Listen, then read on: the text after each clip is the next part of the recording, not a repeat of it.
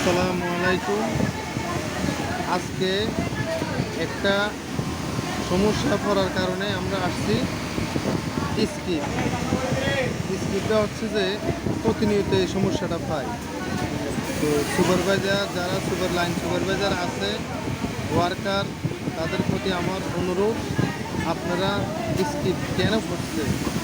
শুধু যে মেনটেন্যান্সের জন্য বসে থাকবেন তা না, আপনাদেরও একটা প্রাথমিক কাজ আছে। সেটা হচ্ছে যে টেনশন বুঝে এই টেনশন বুঝ দেখবেন সুতা ঠিক আছে কি না, নিজেদের সুতার টেনশন বুঝের ভিতরে সুতা আছে কি না।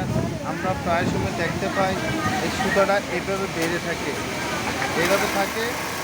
আবার অন্য সময় এই সুতাটা পিছন দিয়ে টেনশন বুঝের পিছন থেকে পিছনে এইভাবে থাকে। তাহলে কি হয়, আমার উপরের সুতাটা কিন্তু লুপ পায় না, বেশি লুপ হয়, অর্থাৎ লুপ পায় না। যখন চালায় তখন কী করে, স্কিপ করে। তো আমি আগে দেখবো যে আমার লুফারের ভিতরে সুতা গাঁথা ঠিক আছে। অনেক সময় লুফারের এদিকে গিট থাকে, আমি এটা খেয়াল করব। এবং আমি মেশিনে বসার সময় আমার সুতা উপর থেকে এইভাবে সুতা ঠিক আছে কি না। যদি সুতা ঠিক, যেমন আমি এটা এখন পাইছি সুতা ঠিক নেই, তাহলে আমি কী করবো, এটাকে এইভাবে টেনশন বুসের ভিতরে দিব।